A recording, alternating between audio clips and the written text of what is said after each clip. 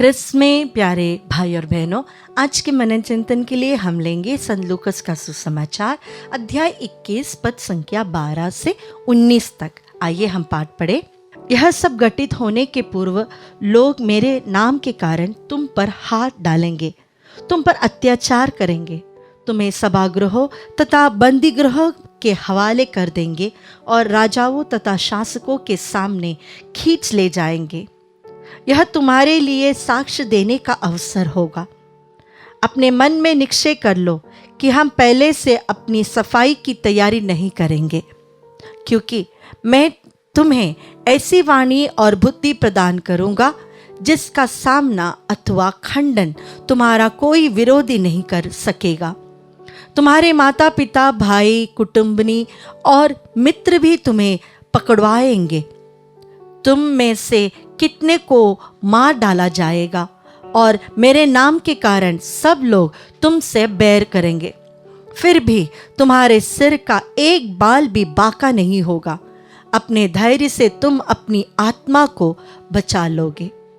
प्यारे भाई और बहनों, प्रभु यीशु जब इस संसार में आए, उन्होंने अपनी मृत्यु के पहले अपनी ही मृत्यु के बारे में 3 बार भविष्यवाणी की। उन्होंने अपने शिष्यों से कहा कि जो मेरा अनुसरण करना चाहता है वह अपना क्रूस उठाए, आत्मत्याग करे। उन्होंने कहा संकरे द्वार से प्रवेश करो। यानी एक क्रिस्तीय जीवन, एक ईसाई का जीवन हमेशा कठिनाइयों से भरा होता है। वह कभी भी सरल नहीं होगा, वो सुख सुविधाओं से भरा हुआ नहीं रहेगा।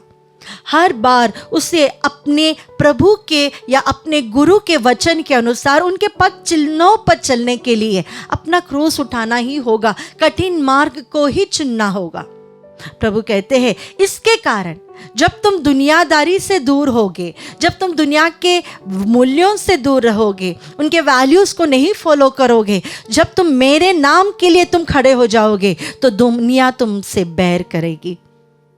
दुनिया का जो उसूल है, जो मूल्य है, वो स्वर्गराज के मूल्यों से बहुत अलग है, बहुत अलग है।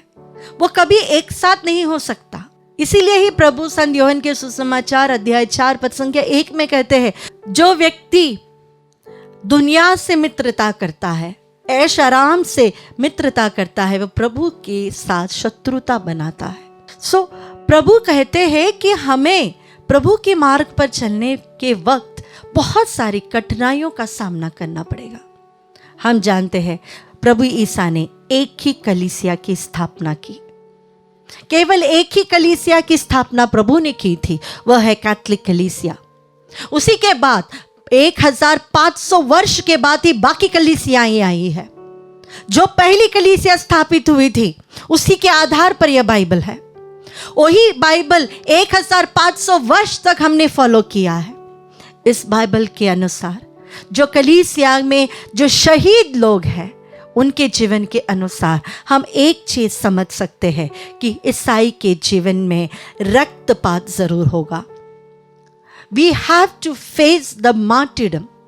कलीसिया इन शहीदों के रक्त के ऊपर खड़ी है। आज जो विश्वास हम आसानी से जी रहे हैं, इसके लिए एक बहुत बड़ा वैल्यू, एक बहुत बड़ी कीमत हमारे आदिम कलीसिया ने चुकाई थी।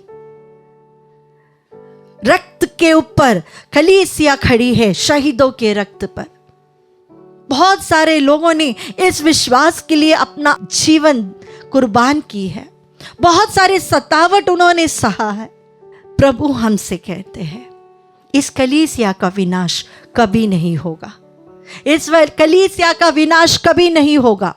हजारों लाखों वर्ष निकल जाए तो भी इस कलीसिया का विनाश नहीं हो सकता, क्योंकि प्रभु यीशु ने इसकी स्थापना की है।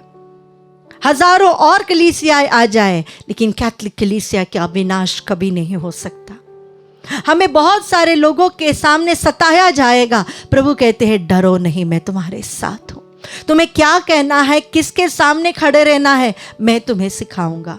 मेरी आत्मा तुम्हें सिखाएगी कब और क्या बोलना है। वह कभी हमें अकेला नहीं करेगा। उन्होंने कभी भी वादा नहीं किया कि मैं तुम्हें एक आरामदायक जीवन दूंगा।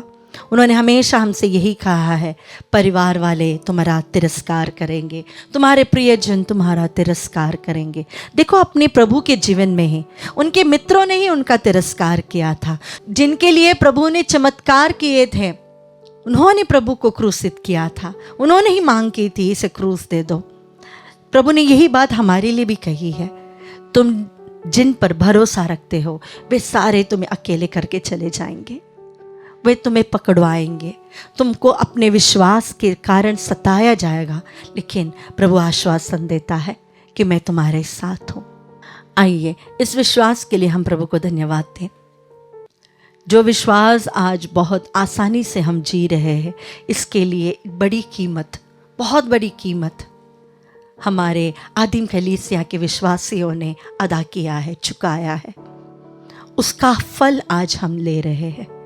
अगर हमने अपने विश्वास में अटूट बनकर रहकर जीवन का साक्ष्य दिया, एक असली ईसाई कौन है ऐसा एक साक्ष्य हम देते हैं, तो आने वाली पीढ़ी के लिए हम विश्वास आगे बढ़ाकर दे रहे हैं।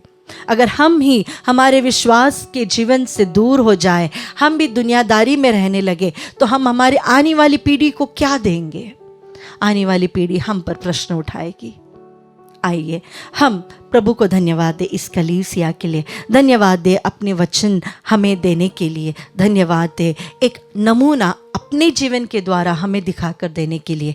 प्रभु जी हमें यह सामर्थ्य प्रदान करें कि हम भी अपने विश्वास के लिए आपके धैर्य के साथ, आपकी आत्मा के साथ खड़े होकर सामना कर सके, लेकिन कभी भी कॉम्प्रोमाइज़ ना करें। प्रभु इस दुनिया के वैल्यूज़ के साथ बिना कॉम्प्रोमाइज़ किए वचन के अनुसार हम भी अपना जीवन बिताएं।